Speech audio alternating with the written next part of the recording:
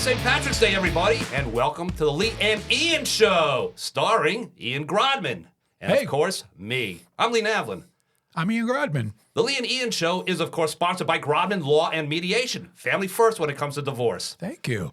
Ian, so when you and I decided we should try and do a podcast together, I said, hey, Ian, let's go for the green. Let's go for the green, St. Patrick's Day. We'll do a podcast on St. Patrick's Day. But you had a better idea. You told me, hey, let's go for the gold. Very good, Lee. What a segue. I'm very impressed. Thank you very much for that. Yeah, ladies and gentlemen, with us, please say hello to the 2024 gold medal winning fencer and New Jersey native, Jackie Dubrovich. Hello, everyone. Jackie, thank you so much for Welcome, coming. Jackie. Jackie, we really appreciate you coming, and this is amazing. And you're not alone, okay? Not only do we have a gold medal winning fencer, we That's have correct. a gold medal winning coach, might we say? That's right. Ian, would you like to introduce the coach? And I'd like to introduce the coach, gold medal Olympics foil fencing coach, Brian Kaneshige. Hello, everyone. Brian. Welcome. Thank you very much, guys, for coming. Now, Brian, you were Jackie's coach during the Olympics in Paris in 2024. Mm-hmm. Now, you're not just her coach. I Very am good. also her husband. Her husband, right? Congratulations on that. Recently married. Yes, in November. That is awesome. Recently married. So you were her. You guys were engaged during the Olympics. Mm-hmm. Now, if she had lost, would you have still married her? That's my first question. Yes, that was non-negotiable. Okay, that was non-negotiable. Very good. Okay, and by the way, if we don't mention this, Nancy Adams is going to get a little aggravated. right. Mayor Nancy That's Adams right. married you guys. Correct. She did. Mayor Yes. Nancy Adams. Well, Mayor Nancy, thank you for that. Thank this you, is a great Mayor couple. Nancy. And we really appreciate you marrying him, Nancy. So anyway, guys, welcome to the podcast. We have so much to talk about. My God, I mean, so 2024 Paris Olympics, let's start with that. You won a gold medal. Your Yes. team won a gold medal. Yes, it was a historic achievement for us. So it's never happened before in the history of USA fencing that any team, men or women, or out of the three weapons, won a gold medal. So it's a dream to be a part of history. It's fantastic. We worked really, really hard for this dream. After the Tokyo Olympics, we really wanted to make a hard push in the next 3 years for Paris, and we did everything that we could as a collective to achieve that dream. And, it's never guaranteed. Everybody works really hard. Everybody does the right things to get to the Olympics. There's a reason why they're there. But for it to pan out the way that it did, it's just a dream come true. So in 2022, you were in Cairo, Uh-huh. right? And your team won a silver medal. Mm-hmm. So you won a silver medal. That was at the World Championships. Yes. World Champ. So, okay, so you're like, all right, we got a silver. So are you thinking Paris, we're going to get a silver? Or are you thinking, no, we have a great chance at the gold? I guess my question to you is, when does somebody say, I'm going to win a gold medal? I mean, that to me is like almost like, I'm going to run for president of the United States. You're like, what? Yeah, good luck. Yeah. Tell me about the whole drive to become as great as you've become. Yeah. So I think, first you have to start believing it, right? Like you need to obviously put the hard work, like that goes without saying, but you need to deep inside believe that's possible. And I think the four of us that were on the team in Paris really, truly believed that we could do it. Like you said, we have fenced Italy many, many times throughout the years. In the beginning of this quad, right after Tokyo, we we're losing to them quite badly. We lost to them in Tokyo in the bronze medal match by a pretty large deficit. You came in fourth in the we did. Tokyo Olympics, right? Yes, that was pretty heartbreaking for the team. And then we lost to them a couple more times in the beginning of the quad. And we were like, we don't want to do this anymore. We don't want to lose. And we've really, we did a lot of video analysis. A lot of when we were at camps, we would really game plan against the Italian team. And then we started beating them, and we started beating them consistently. With the same teammates all through the process. For the most part, there was a little bit of fluctuation with some Okay. of the team members in and out, but for the most part, I would say there were about maybe five, 6 people that would consistently be in the mix. And just to do it, it's one thing to do it at a World Cup. That's much lower stakes. Even at World Championships, we hadn't beaten them at World Championships, but it's a lower stakes than the Olympics, right? The Olympics is a pinnacle of sport, and to be able to do it at that kind of the world's biggest stage, that was really special. Now, this past Olympics in Paris, and I don't know this off the top of my head. Of course, I read a lot about the Olympics and on you guys before you got here because that's what I do, Ian. I research. He's a very intellectual guy. Very intellectual constantly guy. doing That's right. Yes, that's right. research. Yeah. Right. So, and by the way, I've won participation medals, just so you know. Okay. So I have a lot in common with you guys. I've won a medal as well. But the Team USA won 126 medals in Paris. That's 35 more than the next nation. Okay. You won 40 gold medals, tying China for the most. So if you had lost, then we would have basically lost to China, right? So think about that. I mean, think about what you accomplished.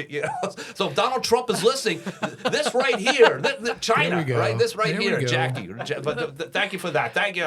For the United States of America, I thank you for that. We all thank you. But what an accomplishment. You won a gold medal. So what's that like? You won a gold medal. You realize you won. Your team realizes. Because you don't realize you won until it's over. Does it the gravity of what's just happened? It was a whirlwind. It was just so many emotions. I always tell people this story. My mom gets very frustrated with me because almost all of the pictures on the podium are of me just crying hysterically because it was just such a release. It felt like a huge weight off my shoulders. And now it's more set in, obviously, as time has passed. But in the moment, you just want to celebrate with your teammates, with your coaches, with your family. My experience of the previous Olympics was Tokyo during the COVID Olympics. And so I couldn't celebrate with friends and family. We didn't have any spectators in the stands. And right. What a difference. It is a difference. And so here, we won a gold medal and you have your family in the crowd and you have friends who traveled to Paris. So it was just so special. And it was just a whirlwind is probably the best way to describe it. Are you thinking about the time Mom drove you to practice? Are you thinking about, the first time you won a match? Are you thinking about your coach when you're 12? Or are you thinking maybe this is the end for me? I'm going to retire after this? Is all that going through your head? I always wonder when you see the Olympic on the podium, what's rolling through. You said, the whirlwind of emotions. I wouldn't say maybe in the aftermath those thoughts were circulating, but I just remember distinctly, one, just crying a lot, just wanting to hold my teammates, just hold their hand or just be in close proximity to them. And then I also remember very vividly during the anthem, seeing Brian just crying, just waterfall of tears. And that was it's just really beautiful because it was all of his hard work and investment too. So, Brian, what's going through your mind when you realize your fiance is a gold medal winning champion? It's interesting because there were 6 people in the team box when we were in Paris. The national coach, he himself was almost an Olympic champion individually back in 2000, and then the other veteran fencer on the team, she had won individual gold in Tokyo, and the 2 younger girls on the team, this was their first Olympics, so this is really their first experience with it. And so, I think between Jackie and I, we were really the only 2 of the 6 people in the box who had something to redeem, who had that bitter taste in our mouths after Tokyo.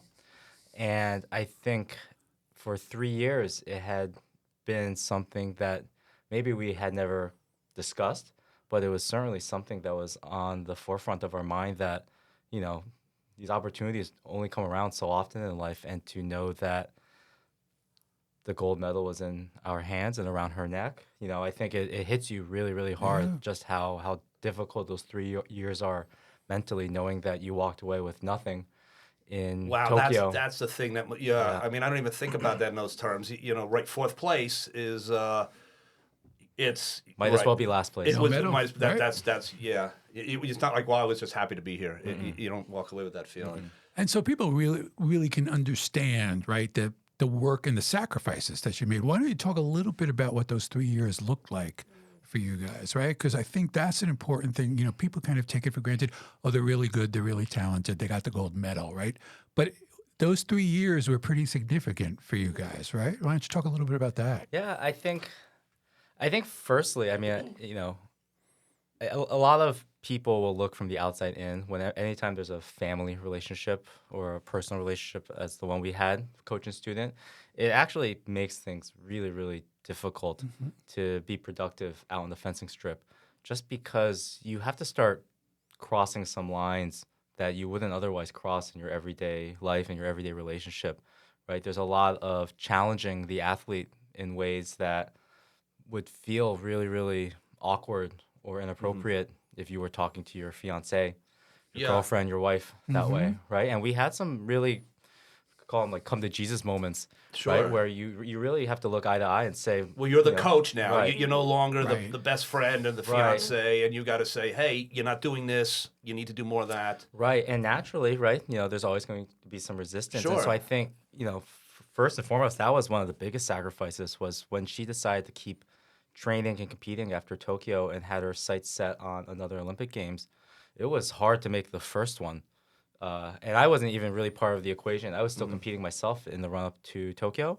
And now being in the hot seat as the coach, right, it carried a lot of weight, and it was a big burden, I think, on both of our shoulders. I know she can speak to more of the physical sacrifices, the sacrifices that she made in her everyday life to get there. But I can say from my vantage point, that was a huge risk we took when we said, okay, this is We're going the for first 3 more years. This is the first Olympics. We're going to be As doing this from opposed to let's start move, to finish. move on with our Right. do something different. Let's Yeah. let's.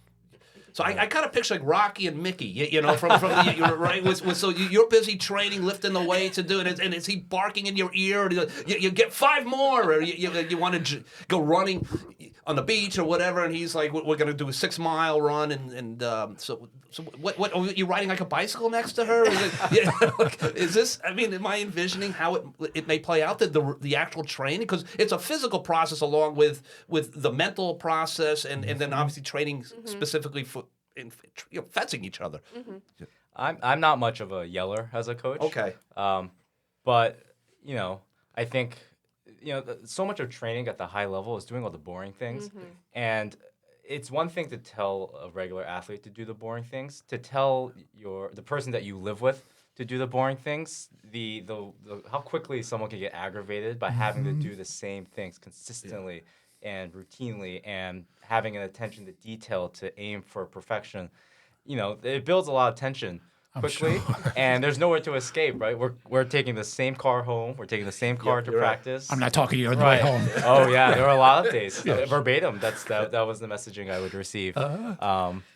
But So were you nervous when the day of the wedding? Were you like, this is gonna be payback? She's gonna I know. finally say, remember what you said to me? I was worried about that. Objections. I think I'd be frightened. I even dared to coach my wife in anything. And No, I wouldn't you do that if imagine I were on my you, way, Lee. if I would have said, the way you're driving, I mean, she'll pull right over and get violent with me. Yeah. So I think Bronwyn would be more of the coach. That's right. Yeah, she is the coach. Actually, she's one telling me what to do. Right. So, right in this case, Jack. This again, where we have a lot in common, Jackie and I. We're coached by our spouses. And by the way, we have something else in common.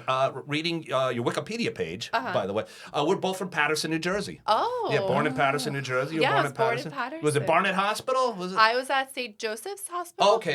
Yeah. I was at might be the same hospital. I don't know. Maybe they've changed it. I don't know. Since then. But I'm from the '60s. You're from Yeah. the '90s. From considerably later. That's right. But Yes. you're a New Jersey native. Yes. You grew up in. So I lived in North Arlington, and then lived most of my life in Riverdale, New Jersey, and then we moved to Hoboken, New Jersey, and now we live in Maplewood. And you So- went to Columbia. For high school, I went to Pompton Lakes High School. Pompton Lakes High School, Columbia University. Now you're from Maplewood, and did you go to Columbia High School? You went to Columbia High School, Brian, and Wait, then you, and we then- have to stop because Brian has an incredibly impressive record himself as a fencer, true. starting in Maplewood as a very, very young boy, state and national champion. all right, look at that, man. Yeah. Yeah, All right. yeah. So, He's very modest. He's not going to tell us that. That's why I'm Yeah. saying it. so as a coach, would you remind Jackie of all your these Oh, things? okay. Hey, I'm no slouch myself. I could never beat Brian when we fenced. That was another thing. So it's Wow. funny. When we used to train together, we would have to fence each other. And you can only imagine. I think that was arguably worse than having a coach-student dynamic. Was teammate. Yeah, being teammates. Right, yeah. So we're very competitive people. Uh-huh. And I would get very emotional when I would fence him. And he was just much faster, just much better than me. He would always beat me. And I just couldn't take it. It was so grating to me. I just wanted to beat him so badly. My son fenced at Columbia. Ian's did Columbia High School. Ian's son as well, Carlos. My son's Elijah, whom you met, by the way. One of the things, with the fencing was that he loved it, but he didn't live for it. Mm-hmm. You know what I'm saying? You got to live for it, right? And when I was listening to an interview that you did on another podcast, I believe, you were talking about how men are perceived as being better fencers, stronger fencers. You said something to the degree of that's not always the case. Women, we can be just as good as men. Now, was that before you finally beat Brian, I guess? Is that what basically I'm getting to? You finally beat Brian, and that's when you were like, see, women are better than men. Was that where that... I wish. It never happened because COVID happened, right? And then everything shut down, and he made the decision to transition into coaching at that point. So we never fully got a rematch into... But I think it's for the best. Trust me, her resume far surpasses anything Brian's also very humble. He was a very, very good fencer. So at the end of Rocky 3, the movie ends, Sylvester Stallone and Apollo Creed, right? Rocky and Apollo, they go to fight each other. No one's around. It's just the two of them. It's after, and they throw a punch, and that's when the movie ends, and nobody knows what happened. Has this ever happened? Are you guys ever going to go into a ring together? No one around, no cameras, no coaches, no teammates? And... I think for the best. I think, we're married now. Okay. So it's probably different priorities. That's right. Yes. That's right. Exactly. That's absolutely amazing. So during the Olympics, Ian. Now Ian, he loves celebrities. Big fan of celebrities. Ian, and we were in L.A. together. We won some awards, and Ian was just in Los Angeles. He's like, look who's there. And he's running. I don't want to say celebrities, and waving at him and shaking hands with him and getting pictures with him. So, who was some of the great Olympians that you met in Paris? Yeah, I mean, it's actually surreal, right? Because you... Jackie Dubrovich. Of course, right, that's right. Yeah. When you go to you stay in the Team USA house in the Village, right? It's all these amazing athletes are staying in the same place. Now, granted, like the basketball players, for example, they don't stay in the Village. I don't think they would fit on the beds, first of all, but they stay in a hotel off campus. They could afford it. Yeah. But I don't know, the gymnast ended up staying in the Village this time. So we ran into Simone Biles and Suni Lee. Wow. And just in the elevator, and you're just standing there trying not to be awkward because, this is also their safe space, right? This is where they're living. You don't want to be a fangirl. They're doing what you're doing there. Exactly. They just happen to be, for whatever reason, her case, Simone, an international celebrity. Exactly. Because of... Yeah, I mean, they're so incredible in the track. Did you get a chance to chat with her at all? Or? No, she was when I ran into her, she was we have these outdoor ice baths, and so she was taking care of an injury. So I'm not going to intrude and bother her. She has her process. But I met some of the track and field athletes, so Sha'Carri Richardson. Very cool. We have a training center off campus that's specifically for Team USA, and we would always go there, and we like to play Settlers of Catan. That was a big thing. We brought that to Paris, and you actually could tell the story because this was really funny. Well, it was so we would play Settlers of Catan kind of as a way to decompress. It's a funny game when you get a bunch of fencers playing it, just the innate competitiveness of the game. Mm-hmm. It all comes out, but we're in the lobby. I'm actually ready to go to bed. And Noah Lyles, the track and field runner, walks in and just out of nowhere sees me holding the box and goes, "Do you play Catan?" And I looked up and I went, "Yeah. Do you want to play sometimes?" And he went, "Oh, I'm busy right now, but yeah, I want to play one day." That's right? cool. Yeah. And he was like, "I play with my girlfriend all the time, blah blah blah." And everyone was looking at me. I was like, "How'd you drop this? Right? You could have just been playing Settlers of Catan with Noah Lyles." And he went on to win the. There we go. The split-second decisions we make in life, right? I was tired. I was jet lagged. I wanted to go to bed. You could be best friends today, right? You could, No, but when you're there on a mission, you're there to accomplish something specific. I would imagine the outside noise. It's now. I guess it was dry, right? It's a dry where the Olympic fencers stay, right? Yeah, So, the village you can't have any. yeah. Now, should they change that rule? Your thoughts? Might that loosen things up a little bit? Or? I mean, I on joke, of paper course, but, it's dry, but You never know with there's some of ways. There we There's go, ways. yeah. But what's fun is like you're in Paris, right? So you Right. can go in. Like we celebrated. We went out, had a good time. So. And the best part about fencing is it's in the beginning of the Oh yeah. 2.5 weeks That's of true, the Olympics. yeah. So we have a lot of fun A lot of free afterwards. time. Yeah. Also, okay, so the did you hang out in Paris afterwards for a while and just see the city a little bit? Yeah, I was able to. So like Brian said, the schedule works out where we're in the beginning. And so you can go see other sports. Kind of how it works, it's a lottery system. And athletes can go apply the day before to any of the events. And if there's tickets available, you can get one free ticket a day to any event. So I saw beach volleyball. I saw gymnastics.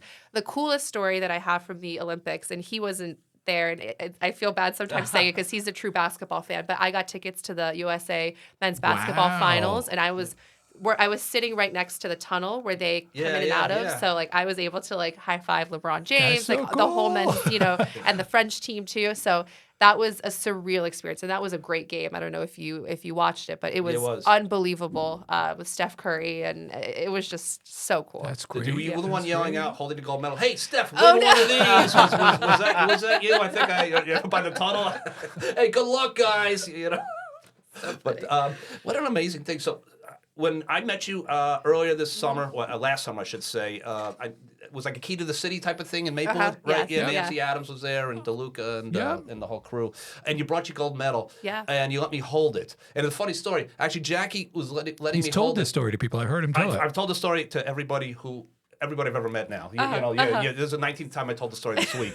So I'm holding the medal, and then somebody got your attention, and you walked over maybe 20 feet away from me, and you're chatting with them, and I'm sitting there holding the gold medal by myself, and it's very heavy. It is. The gold medal. Have you held the gold medal? I have. Right. Jackie's let me hold it. It's very cool. It's very heavy, so somebody I know walked over to me and was like, "Lee, you don't even think about it." Yeah.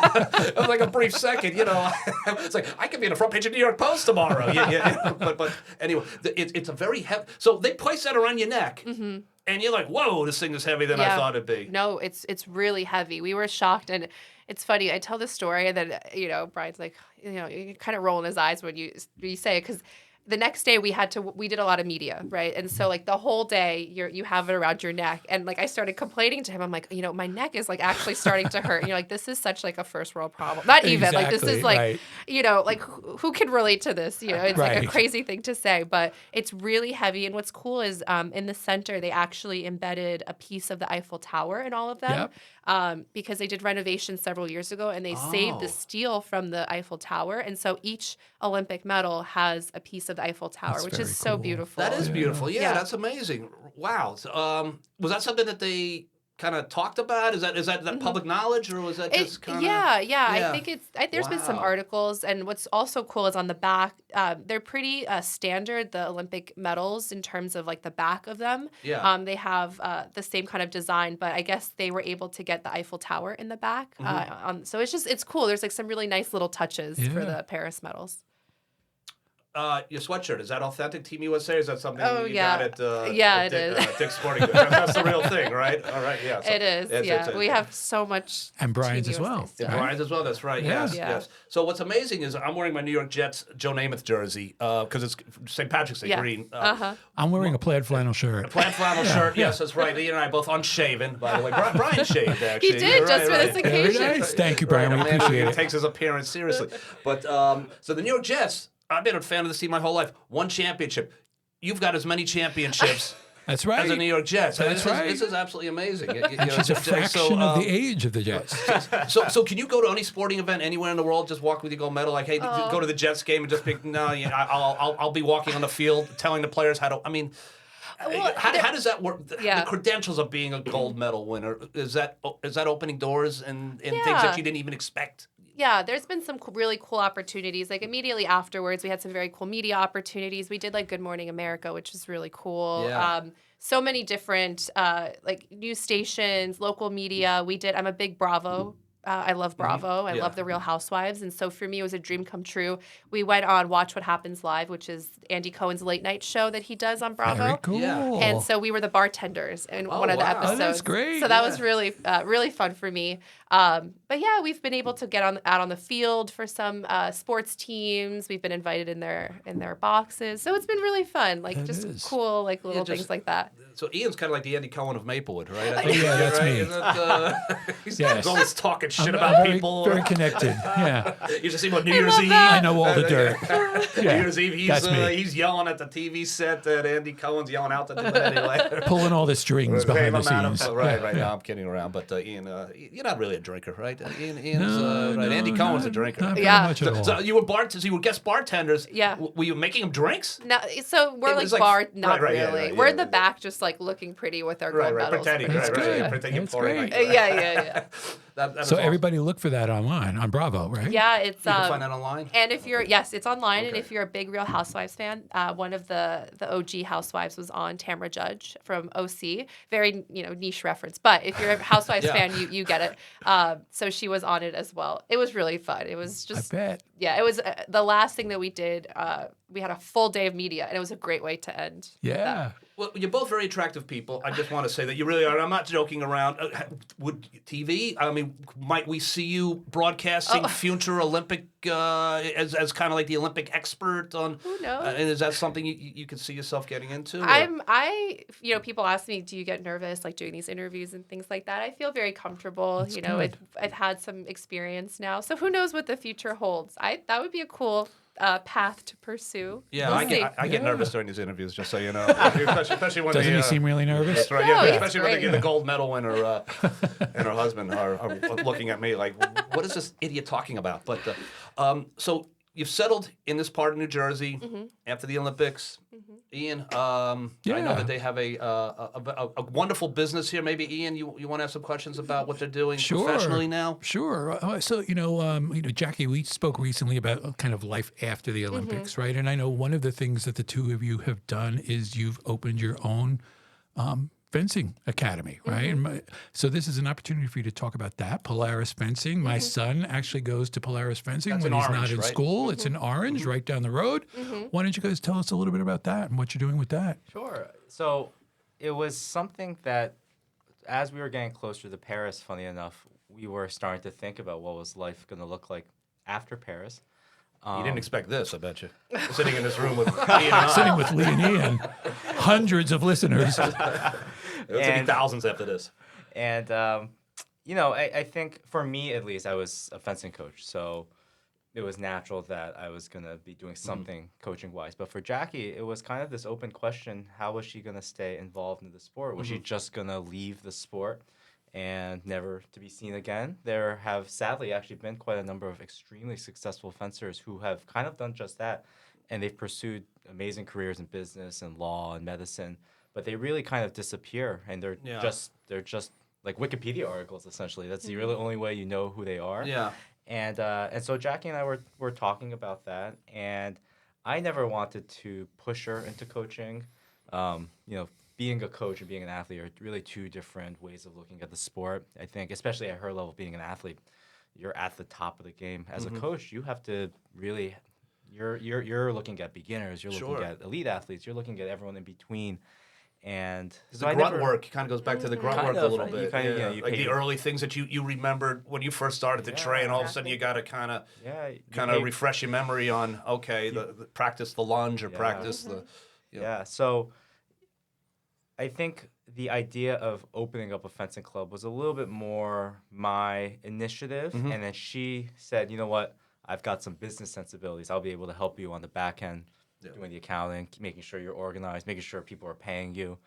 And when we started up, we officially started up in December. November was our first month for the kids that I'd already been working with, but December was our official first month. And it was kind of funny. She had two opportunities in the coaching world. One was she got to travel to a Junior World Cup with the American girls. They were out in Thailand, actually. And she originally just wanted to go to kind of have a way to see Bangkok. Yeah. It's a country neither one of us have ever been to. But she came back and she said, "You know what? I really enjoyed the experience. I was coaching high level athletes. They're the under 20 group. They're very promising athletes. She was the coach when they have their own team event at the under 20 level, and they won the gold medal there. That's And great. she said, you know what, I really like this. And then 2 weeks later, during the Christmas holidays, she went out to Aspen and had a little clinic out there for 3 days. And she was giving lessons. She was leading the training from 9 till 4 in the afternoon. And she came back and she said, you know what, I actually think I like this a little bit more than either one of us thought I would like it. And starting pretty much in the new year, she has her own coaching jacket. She has her coaching mask. She's got she's got all of the stuff, and she's right there now, right by my side, giving lessons to the beginners, leading classes. She's pretty much doing 50% of the coaching work that's there great. at the club, and now it feels like we're really coaching side by side. So just when you This thought was you were always his dream, by the way. This is always his dream. He just he was very good about it. He never pushed me into it. But I know deep inside that he wanted this. I had to figure out great. what the moves were on the Yeah. chessboard. slowly but exactly. slowly. Yeah. Played the long game. Isn't Yeah. coaching fun? Isn't coaching great? Boy, I love coaching, Jackie. You would make a great coach. That type of. He was a little bit there. I mean, I think Brian especially, me maybe a little bit less so. I think we're natural teachers. And for me, when I was thinking about this transition too, I really wanted to stay involved in the sport. That was I knew Paris was my final Olympics from a competitive standpoint.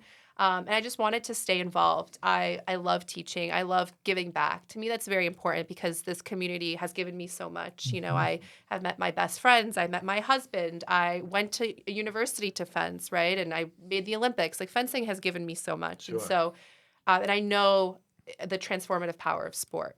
It changed my life's trajectory completely. And so for us, we really want to make sure that we provide that opportunity for kids, and coaching has been an amazing way to do that. great. Long term, our goals for the club, we just opened and we need to make sure we're up and running, obviously. But for us, we want to make it more accessible. We want to provide, scholarships to kids who can't afford fencing, because it is a pretty expensive sport. And Sure. I was one of those kids that I couldn't afford fencing, and I had a coach that saw my talent, and he really nurtured that and helped me and gave me resources to be able to compete, and look where I am today. So it just takes one person to believe in you. So Yeah, we that's feel great. very strongly about that down the line. Yeah, my son fenced for 4 years. Ian, yours as well. I know how expensive that sport is. Yeah. And I remember my mask broke. What? I mean, off to buy a new mask. Yeah. The blades, the Yes, the those electronic. break all the time. Yeah. It was constantly, and it would happen like the day before the big meet, so you're driving down to like the big fencing place and down Route 78 or whatever. You can't order it. You're paying top retail dollar It's for it. expensive. It was an expensive sport. But so what happened with my son, so he had, he wasn't into sports, wasn't his thing.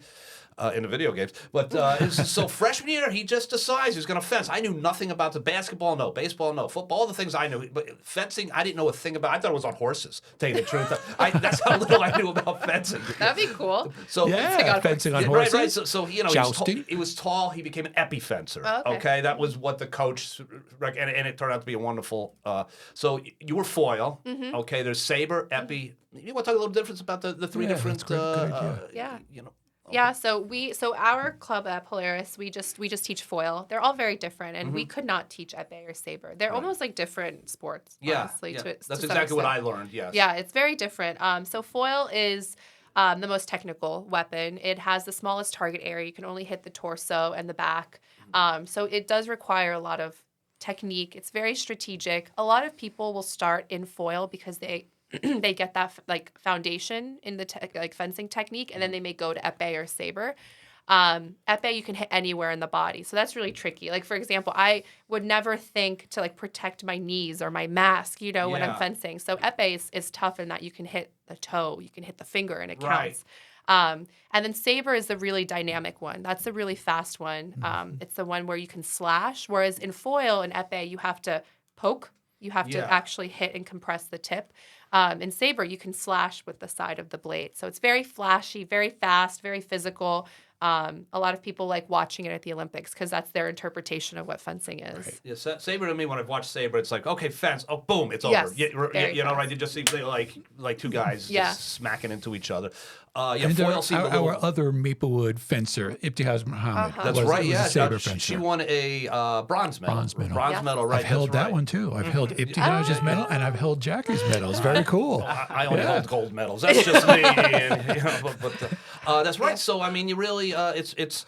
And the Columbia High School has won championship after championship here. Once upon a time, I think they were really the only team that won a championship because there weren't that many. Yes. You know, I mean, you Part guys of just that. dominated. Brian, when you were there, you dominated. But Livingston, Milburn, some of these other kids, so many schools here have decent fencing programs now, right? So you're really in a hotbed, I think, of fencing in this part of this part of this New Jersey, and we have some of the best fencers in the world. They go to the Junior Olympics, the Olympics. I guess you guys are going to be on the forefront of that over the next few decades. Yeah, I think fencing has always been pretty big and popular, relatively speaking, in the New York and New Jersey area, and it's only gotten infinitely more popular, more accessible. There's so many fencing clubs now in New Jersey. When I was growing up, there weren't even really that many fencing clubs in New Jersey for me to go to. So when I was 7, I was taking the train with my mom into Manhattan Right. Yep. to go to the Fencers Club in New York. And now, I mean, you could literally drive 5 minutes, see a fencing club, drive another 15 minutes, see another fencing club. And, there are clubs that have this specific weapon, that specific weapon. Some will have multiple weapons. Some will be more focused on a recreational level. Some will be more focused on a very, very elite level. And so, we're fortunate that in this state and in this area, no matter what your fencing goals are, you have a home for you. So my kid's 10, 9, 8, 7 years old. Good. Next I want to get him question, into fencing. Bring him to your school. You start working on foil. Okay. Might that expand eventually? Might get some epi coaches in there, or do you really feel kind of this is the sport we love, or the kid is 6 foot tall like my kid was when he was 12, and you say, hey, we're going to move you over, recommend you for another. What future plans?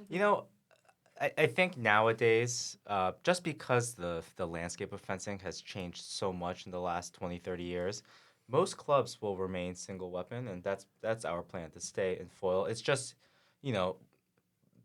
we have a lifetime of experiences in this one weapon, and it would be very difficult for us to either get new experiences in another weapon. Yeah. And, we know a lot of people in foil. We don't know quite as many people in saber and epee. So even getting a saber program or an epee program off the ground would be a big effort by itself. Yeah. And so I think foil is going to be our bread and butter for the foreseeable future. And every kid could get it, because you said it's a very target-specific sport, foil. So, I mean, you get it. If you could kind of master the art of foil, it sounds like maybe if I could hit them in their chest, I could hit their toe. When I move on. Yeah. So that it seems like this would be an excellent opportunity for kids to get started in the sport, see where it goes. But you're getting gold medal winning coaching. And I think to follow up on that, I think for this is a very family-oriented town, Maplewood and South Orange, right? If you could maybe speak to what the benefits are to fencing to parents, right, who are thinking of a sport for their children, what the benefits to fencing are. Yeah, fencing, I call it an individual, or it's a team sport masquerading as an individual sport. You're obviously by yourself. You'll only ever fence another single person at a time. There will never be 2-on-2 or 3-on-3, right? But it's impossible to get better at fencing unless you have teammates and clubmates, and even in some sense that you have several coaches that collaborate with you on how to get you to the goals that you have for yourself. It's not a sport that requires only repeated skill work. You really need a culture of teamwork and working together with other like-minded athletes to get anywhere in the sport, and that's why a lot of kids, I think, will gravitate towards it, because you get all the benefits of a team sport: teamwork, discipline with other people, making sacrifices for other people, understanding that you need to help others for you to get helped as well. But at the same time, you learn a lot of the benefits of an individual sport. You're independent. You're out there by yourself. No one can really help you, so you have to really have the confidence, the self-belief, the self-esteem to make a decision, to make an action, to execute something on the fencing strip with commitment and with confidence. And I think it's a beautiful sport where you have to be equal parts creative, equal parts brave, equal parts almost stubborn in a way, right? You learn to speak up for yourself. You learn to physically and spiritually defend yourself in some ways, right? And so for parents, I think it's a really amazing sport because a kid can learn so many different components of themselves and learn to grow into themselves in ways that maybe some sports you can get a little bit lost in the shuffle in a big team sport. Or if it's a individual sport where it's only you and always you, there might be some character traits that start to develop that maybe you would wish never got enhanced and developed. Right. No, that's what I remember. I remember my son out there fencing, and the rest of the team, yelling his name, and as a parent, nothing more amazing than when you hear 15 or 16 kids screaming your son's name and only your son's name. It was Jackie. I mean, you've heard that in Paris. What's it like when do you hear that when you're on the mat? Do you hear any of that or? Well, it's funny you asked that because in the finals, when we were fencing Italy, there was almost very few people cheering for the U.S. Okay. Which was very... Because Italy's just down the street from yeah, Paris. I guess the French Home field advantage, I guess. The French, right, were a little more inclined towards the Italians. Exactly. Yep. So we did hear some booing. We did hear... and I think it served as motivation. We talked about it afterwards as a team. We're like, we cannot believe... There were some... we did have some USA fans. That was great. But, overwhelmingly, it was a lot of French fans in the stands. But I think we used it as motivation. I think fencing, you really, you have to have so much focus too, right? Like if your focus deviates for even a second, you can get hit, right? So you have to have such intensity and focus that sometimes the crowd, they're not there. Like you're just focusing on your opponent in front of you and the referee, and that's it. Like sometimes it's even hard to hear your coaches because you're so zeroed in. Sure. And unfortunately, fencing doesn't have really massive crowds typically. Like Paris was an outlier. So for us, we don't deal with that frequently. So it was a little jarring. Particularly, I felt that in the individual event, getting a little nervous and anxious looking at the crowd. I think that definitely impacted me a little. So let's talk about that a little bit. Go back to the Olympics a little bit. Okay, individual event, team events. Maybe you want to talk a little bit about what that is? Yeah. So if you finish in the top 3 in the U.S., you are eligible to fence the individual event. And then the 4th comes as the reserve for the team event. So the individual event is first, and that's just you fencing against, whoever is in, you end up drawing in the bracket. And then, what was it, 3 days later? It's 3 days later, right? Then you fence the team event. And so that's different. There's a smaller field of fencers. Or teams compared to the individual event, and it's pretty different. Like you feel it's very different. Like in the individual event, you're just out there by yourself. You don't feel your team behind you, right? Whereas in the team event, you feel a sense of responsibility. You feel like you're part of a collective. Sure. And fencing, I think Brian touched on this. It's very interesting. It is inherently an individual sport. And so my first taste, I fenced a little bit in high school, but I really felt it when I went to college. That's when you feel like you're a part of a team. But it's tough because you have to kind of shift your thinking. You have such an individual mindset your whole life in fencing. It's just me out there. There's almost a certain amount of selfishness that you need.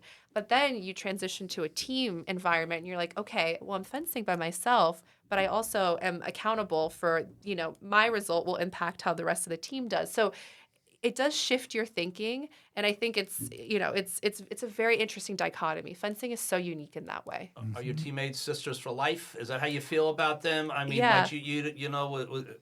are they around the country now? I mean, how regularly do you speak with them? And so what's interesting is that there was such a big age gap. So it was myself and Lee Kiefer, who are the older veterans in the sport, and then you have the 2 younger girls who are in college. So there's there's 9 years, almost 10-year difference. But it does forever bond you. We especially now that we made history, right? These people, we accomplished this together. And so you will carry that for the rest of your life. And I think there's something really special in us coming together, from different places, Lauren's from the city. I'm from New Jersey. Maya's from Philly. Lee's from Kentucky. And we all just like, we all train at different places, right? Different clubs, very different life experiences. And yet we all came together to achieve this. Like, that's really beautiful. Yeah, it really is. Look, Ian and I, we did a web series years ago, and we won some big acting awards, and we were out in L.A. L.A. Web That's Festival. true. And don't forget Rome also. In Rome too. We won some awards. So we know what that feels like. Be brothers for life. That's it. Ian's name We're is called bonded as, forever. as the winner, right? Thanks to Goodstein, the web series. Right, Ian holding as a trophy victory on stage. But Best supporting actor. But yeah. And I joke, but I don't joke. Winning something with somebody that you care about and watching them enjoy what you're enjoying, it's hard to describe. It's hard to describe. Yeah. So getting back to your business, okay, so we're growing this business, right? Okay. What's the website, by the way? Yeah, what's the website? Yeah. Yeah, it's just polarisfencing.com. Easy enough to remember. Yeah. Polaris fencing.com. Yes. Okay. Yes. And it's actually a pretty amazing place, and they're doing some things there that nobody else is doing, which is going to make things much more comfortable for foil fencers. If you guys want to speak about that. Yeah, sure. So, the inspiration from it was actually a fencing club that I grew up at. When I was, I think, in 8th grade, a coach of mine joined forces with another 2 coaches, and they actually built their own fencing club in the heart of Manhattan. And they had this sprung floor that was designed to protect the joints of the fencers. Fencing is a very difficult sport on the joints. The hips, the knees, the ankles, the feet all suffer, especially when you're training 4 or 5 days a week at that intensity. And so we used the facility that I grew up training at that time in my life as an inspiration for ours. And that was really the biggest, most important project of ours. We knew how to set up the lights. We knew how to set up the machines and everything. But the floor itself, we had a decision. We could just go with the concrete that the warehouse has, or we could build something on top of it that was designed to protect the fencers and the athletes for years to come. And so together with our contractors, there are over 11,000 pieces of 1-inch foam spread out across the almost 3,000 square feet of fencing floor. Thinking about knees and joints. And, right.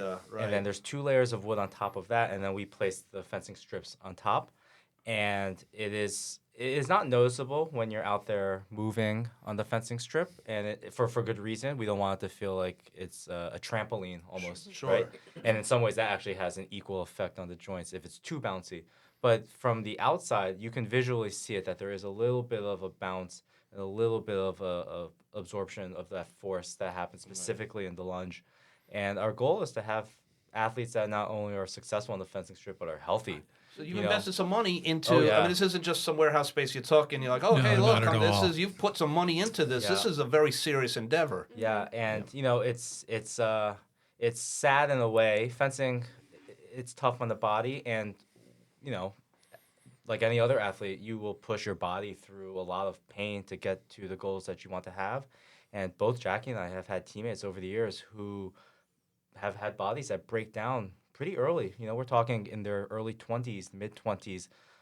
We have friends that have had hip replacements before they've turned 30. Wow. They've had major knee surgeries. So these are the precautions you've learned from your years in the sport. Yeah, saying, hey, that's not going to happen. And it doesn't have to happen. Exactly. Yeah. I've been very lucky, and I had a teammate growing up. He went to 3 Olympic Games. He qualified for his first one when he was 18.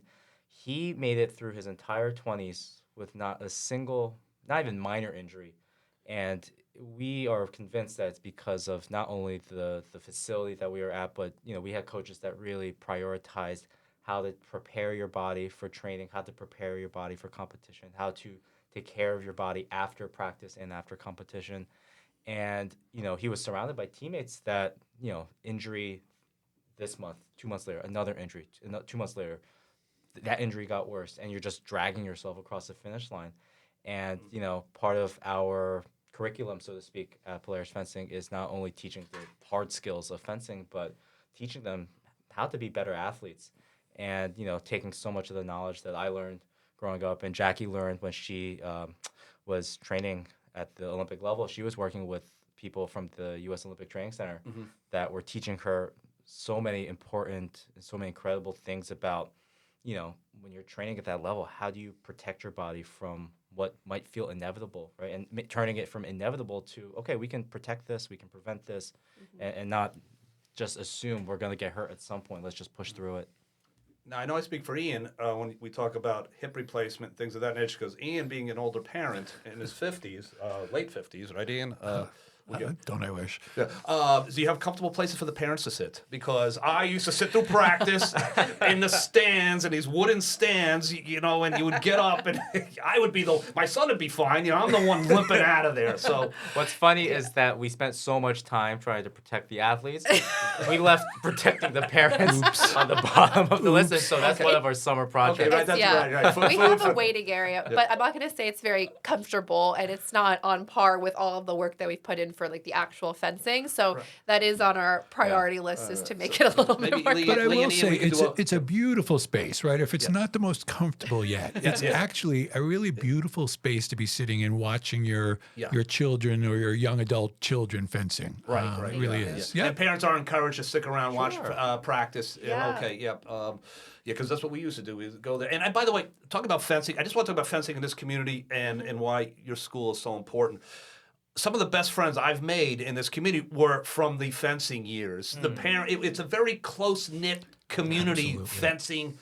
There would be parties and events, and Hank Zona's the wine guy There here we in go. town. He would have wine parties, and all the parents. And I met some great people, and I don't know. So it's just something a little bit different about fencing than maybe other sports where there's, we talk about community. So, for those of you who have young kids, those of you who have kids in middle school, and you're like, gosh, I'd like to get them to focus. I'd like to get them to maybe get into a sport in high school. They got to reach out to you guys. Add to that also, from my own experience, right? Like, kids on fencing teams are generally, they're really good kids. Like, they're really nice kids. They're usually really good students. Jackie and Brian themselves went to Harvard and Columbia. Yes. These are people who, they're great people who generally accomplish things in their lives. You went to Harvard, well. Brian? I didn't realize that. I went to Hartford, so but I used to say it fast enough. People go, Harvard? I went to the State University of New York at Oneonta. Yeah. So that's kind of cool. So Harvard versus Columbia. I mean, that's more reason why you guys could be bickering, I guess. If you're not talking during your years of coach The students, Ivy competitions. We competed, our teams competed against each other at the Ivies. Like, that was a big college competition at NCAA's. So who's got the better program, Columbia or Harvard? Well, Harvard won NCAA's last year, so they have a really great team. I don't know, like, in terms of historically, who's a more I think they're both up there. Yeah. Jackie also was captain of the team at Columbia, right? You were the captain of the Columbia University team. for 2 years, and Brian was also captain at Harvard. I didn't know that. I'm sorry. Yeah. So we've had, and that was like probably the first start of like having like really good leadership experience and like cultivating. We talked about like a team environment. I think college fencing really helped prepare us in that way. And you both really hate Yale. I would imagine, right? That you have in common, right?